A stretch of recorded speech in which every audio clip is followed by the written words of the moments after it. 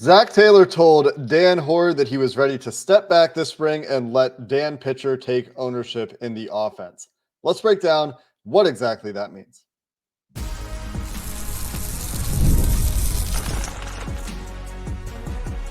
You are Locked On Bengals, your daily Cincinnati Bengals podcast.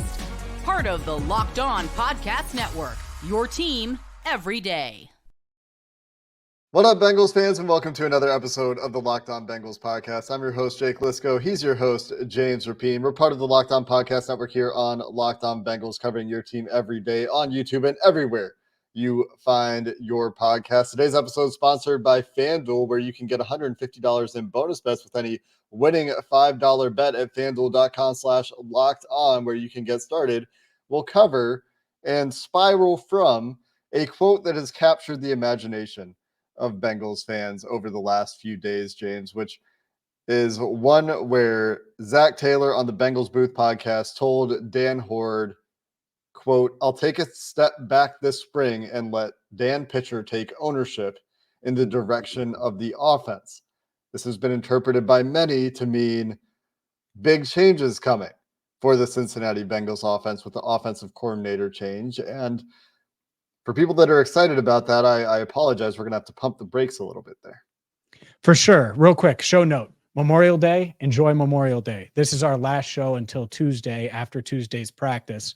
So hear this and then check in with us on Tuesday evening when we'll have plenty of notes about the Bengals' ever-evolving offense with Dan Pitcher, because I think we're going to see 1,000 handoffs, 0 passes, and wing T running at Paycor Stadium this year. Is that what you mean by offensive changes people expect? Because I think when you hear that or you see that quote, "I'll take a step back this spring," no more throwing the football. The Bengals are officially a running team. Is that fair?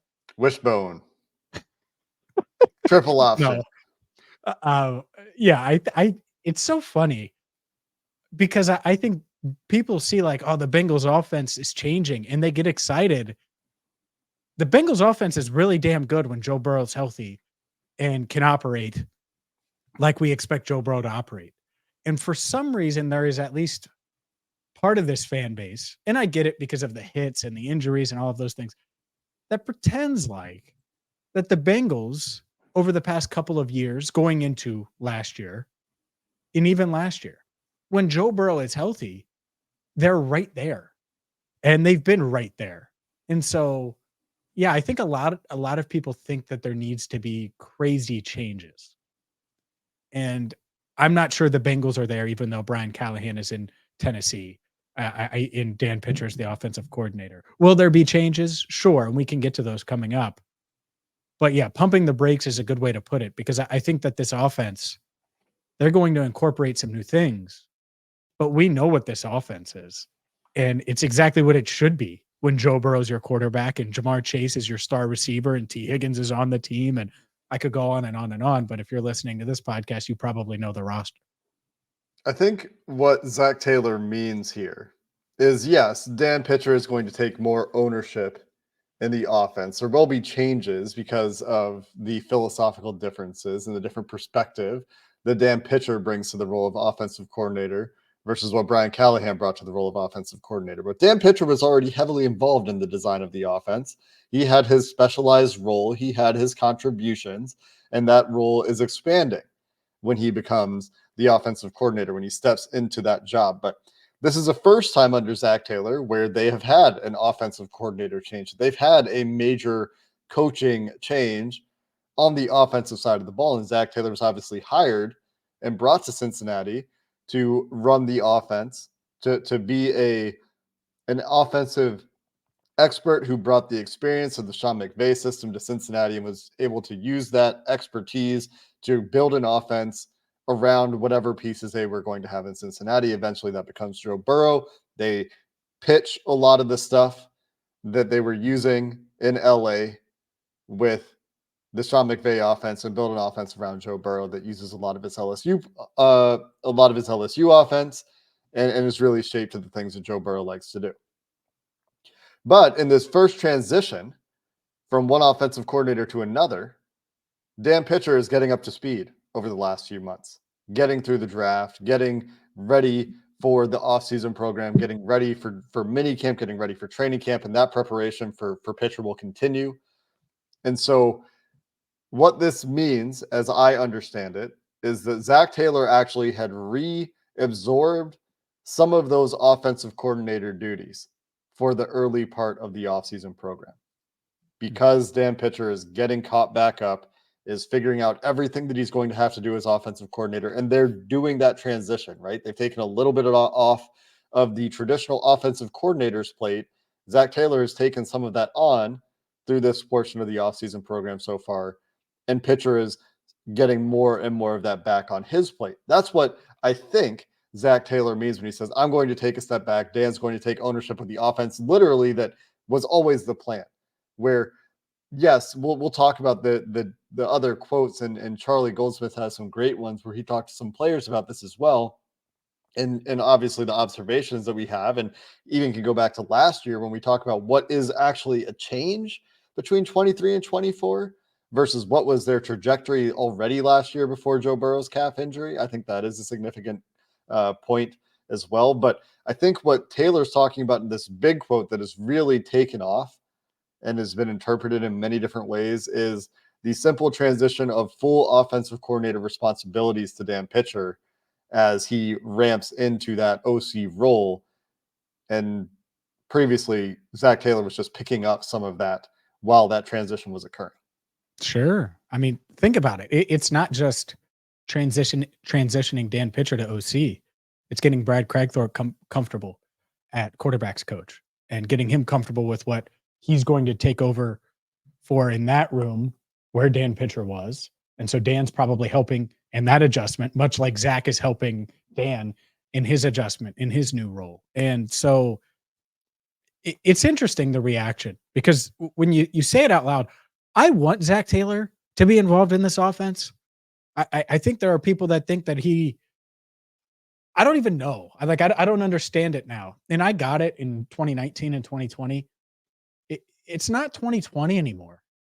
Like, this offense with Zac Taylor works really, really well and has shown that. Can it get better? Absolutely.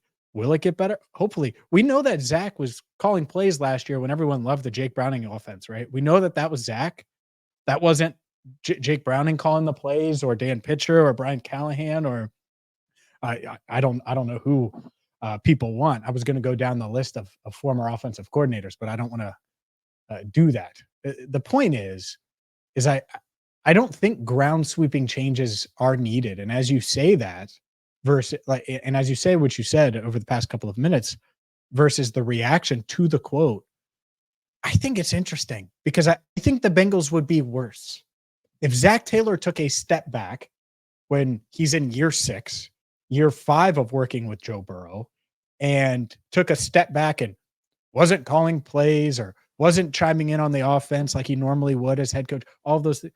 I think that would be a big, not just question mark, but concern of mine going into training camp. I want Zac Taylor in that room and to be involved and to help with this transition. And so overall, I think this is the first major transition from a coordinator standpoint of the Zac Taylor era. And all this quote tells me is that he's handling it the right way and not just throwing Dan Pitcher into the water, making sure that Dan is good, taking a step back after he thinks he's good.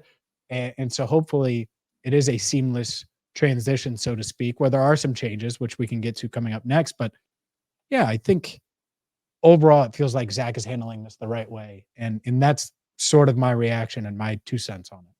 Yeah, we'll continue the conversation, but it's not like this has ever been anything but a collaborative effort to build the offense in Cincinnati. Always. Dan Pitcher has always had a significant hand in the offense. I think previously he was specialized in money down responsibilities. He's expanding those responsibilities, obviously, now to early downs. And Brian Callahan had his own responsibilities in the red zone and with protections and these things that will now be on, well, not entirely Dan Pitcher's plate, although more on Dan Pitcher's plate than they were before, because you also have to think about the coaches that the Bengals brought in, most notably Justin Riscotti, also Jordan Salkin to a lesser degree, but Riscotti, one that I think should be revisited and focused on again here as well when we think about what changes are coming. We'll continue the conversation around Dan Pitcher's responsibilities and these offensive changes and where they're coming from coming up next.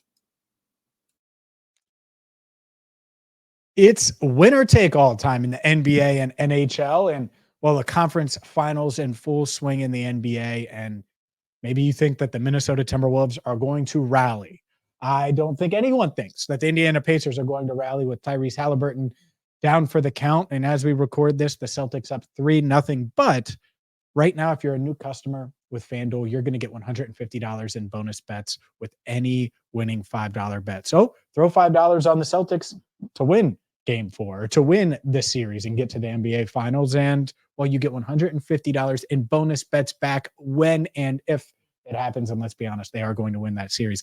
And then you can use that $150 on Bengals future bets. If you think the Bengals are going to win the AFC North or win the Super Bowl, maybe you think that the Timberwolves are going to rally and beat the Dallas Mavericks after being down 2-0. Well, get to FanDuel today and get $150 to bet on spreads, money lines, player props, and so much more. All you have to do is go to FanDuel.com/lockedon. That's FanDuel.com/lockedon to make every playoff shot count. Visit FanDuel.com today/lockedon. FanDuel, America's #1 sportsbook. When you think about what changes people want to see in the Cincinnati Bengals offense, what changes people were excited for in 2023 with Jake Browning at quarterback in the Cincinnati Bengals offense, it goes all the way back to this time last year when through the offseason program, we were talking about how much of an emphasis the Cincinnati Bengals were putting on play action work. Again, last year in training camp, and then Joe Burrow's calf injury occurs, and they have to kind of throw all that away and try to figure out how to make the offense work with an immobile Joe Burrow for the first 4 or 5 weeks of the season before you started to see a little bit of this offense that I think they really wanted to run all along when they started rolling in the middle of the season. When you go back and look at our episodes after they beat the 49ers and the Bills last year, and I'm like, yeah, no, the Bengals are good again. This is what we thought they would be this year. And they've found that stride. They've hit that mark. And then the defense had issues, and then Joe Burrow got hurt again. But the idea of significant changes, which I think are mostly focused on this under center play action game and marrying the run game and the pass game better, was something that they started to do last year this time. And then they really had that delayed significantly with Joe Burrow's calf injury. Sure. And then when he was healthy and the calf was healthy, they started rolling with what they do. And so guess what you do in the middle of the season? You do what you need to do to win that week. And it's really hard to do that. So when you go to Jake Browning and you lose that first start and you realize, all right, we need to adjust. And they adjusted. And they went to another part of their playbook that was installed, but they didn't have to usually rely on or couldn't rely on when Burrow was unhealthy. And then when he was finally back from the calf, that wasn't what was working best. So you stick with what's working. And I think that's the element here. So when people think about changes, and Zach has said this a ton, it's like, yeah, we didn't really change much for Jake. Just went to another part of the playbook that I think they were going to implement some with Joe. And the good news is I think Joe Burrow is smart enough to see that. And it's why we're seeing the play action stuff, the deep stuff, all of the practice observations that we could have again on our next show after Tuesday's practice. That theme has continued. And part of it is because we want to see Joe throw off platform. And not only do we want it, he wants to get better and better at throwing off platform coming back from the wrist. And so that's probably part of this. But the other element is, like you said, I think that they're going to mix it in a bit more.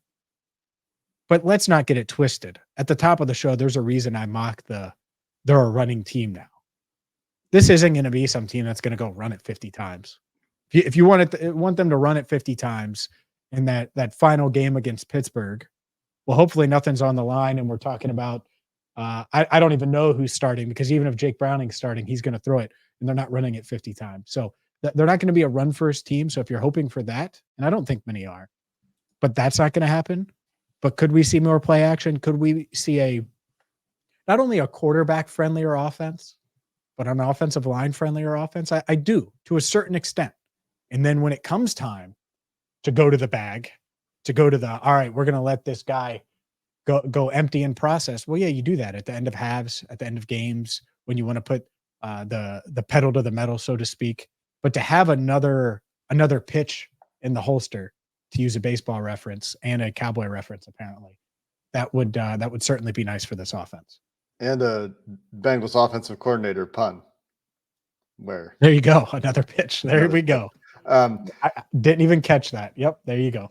You mentioned the Burrow throwing on the run emphasis, and that just reminded me of another quote from Dan Pitcher. He was talking to Jeff Hobson for Bengals.com, just talking about the design of the offseason program so far. They've designed the whole thing, said Pitcher, to stay within the constraints of where the medical people think he should be and where he wants to be right now. This is referring, of course, to Burrow throwing on the run. You go back to his last press conference when he talked about that being the next step of his recovery, and that could be part of the reason for the emphasis on throwing off his spot at this part of the offseason program. But as far as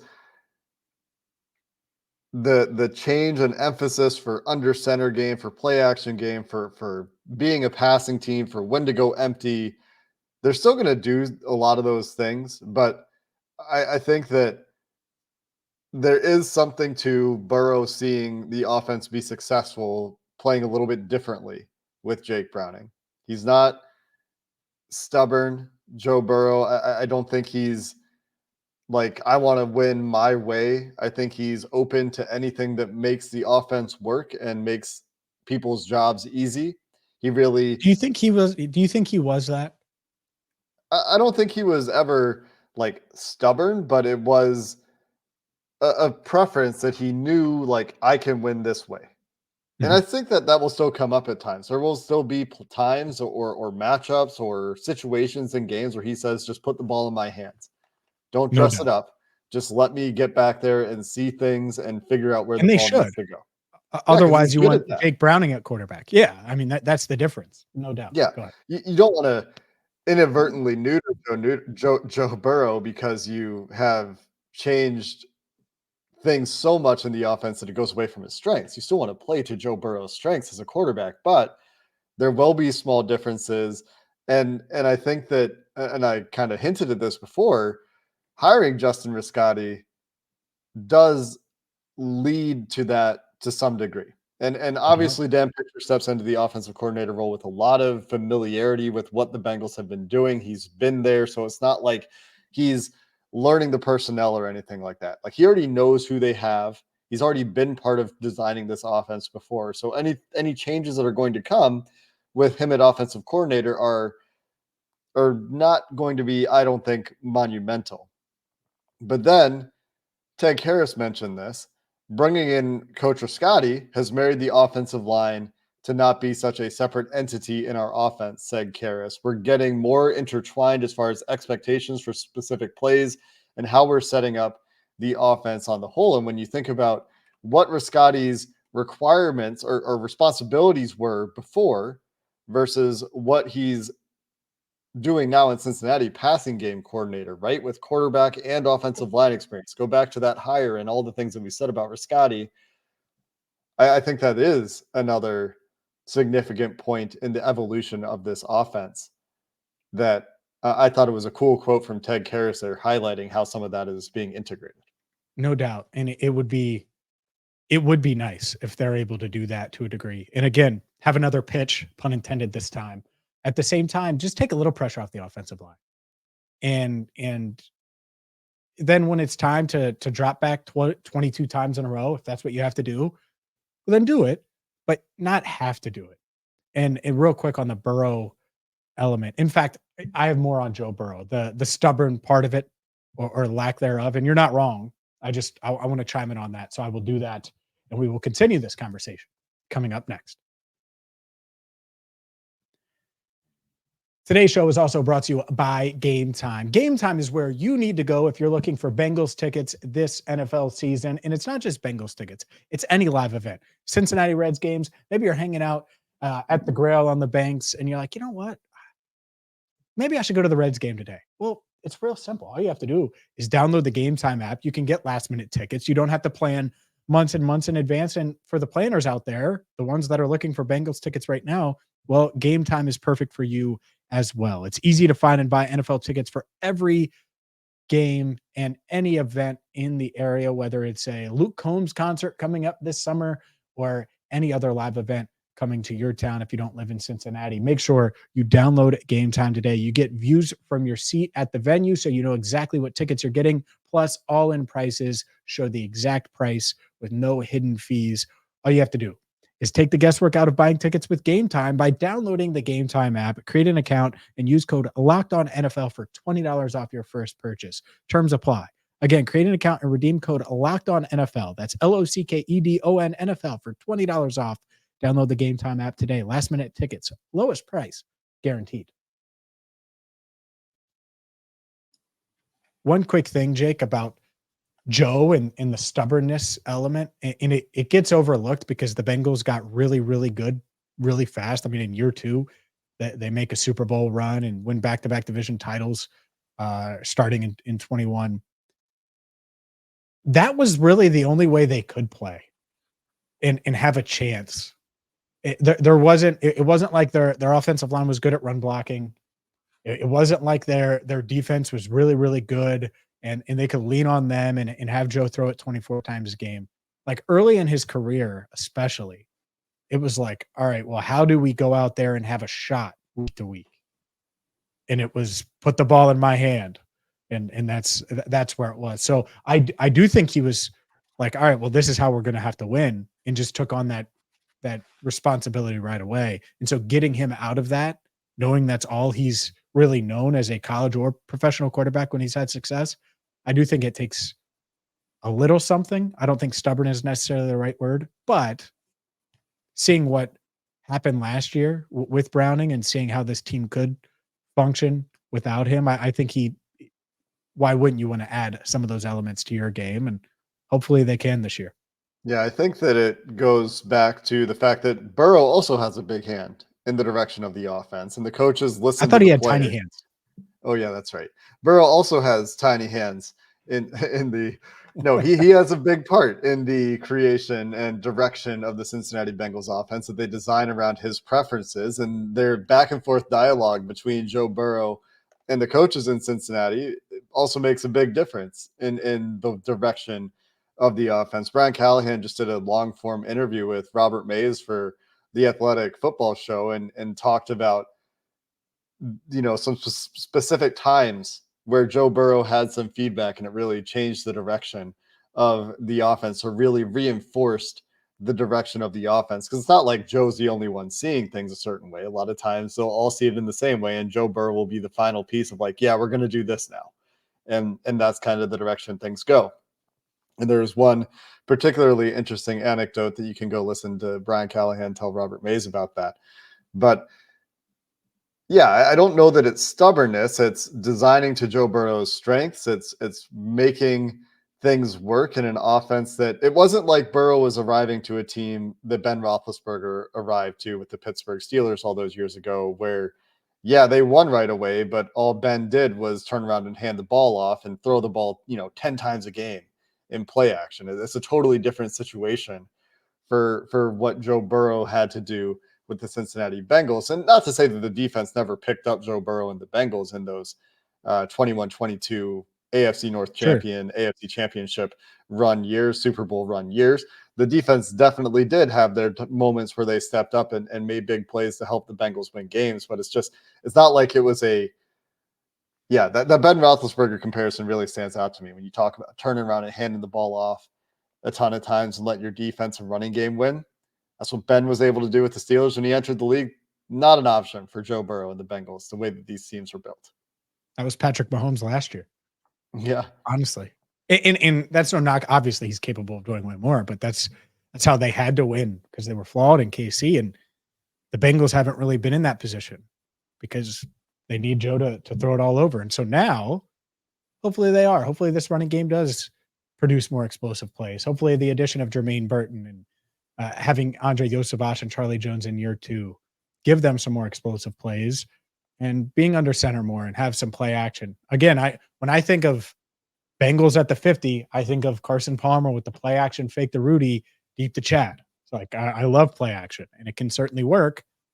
Hopefully it works when the Bengals use it this year and moving forward. And it's just part of the evolution of Joe Burrow's game, of this offense. And yeah, I think this offense is going to be pretty darn good, Jake. I really do, because Dan Pitcher's really smart. Having him and keeping him helps a ton. And again, I think Zach, it's what happens when you're the head coach, right? You take all the arrows. And so then I'll be critical of Zach when it's time to be, but he's a big part of this offense and a big reason why it's been as good as it's been over the past couple of years. And I'm not afraid to say that, even though it's weird. The vibes around him are weird sometimes. I don't know. I don't get it. He's always been one of the coaches in the NFL that, and he's not the only one, that takes all the blame when things go wrong and gets very little credit when things go well. It's not just Bengals fans. It's not just local coverage. In fact, I would say local coverage is probably the most generous to Zac Taylor, but certainly is the case with national and even some of the football nerd national writers and podcasters out there. The last note for me on pitcher before we talk about one other small note for the offense that's changing this year is just reading through the Charlie Goldsmith piece that kind of generated all of this extra focus on the Zac Taylor quote is the excitement with which players that Charlie talked to are talking about Dan Pitcher. Drew Sample, Jake Browning, Ted Karras, all talking about the clarity of the vision, the difference of opinion, the new things that Pitcher is bringing to the offense. So it's not like there's nothing changing, and I've downplayed, I guess, the extent to which I think things are going to change. But all of these players with the Bengals talking up the transition. Dan Pitcher is obviously familiar, so there hasn't been, major bumps in the road, that he's bringing different ideas. And Ted Karras quote saying, Pitcher is providing great clarity of what he wants. He's brought a lot of energy. The opening meetings have been awesome. So a change for sure, but one that seems to be met, at least initially, with great approval from some Bengals that have been around for some time.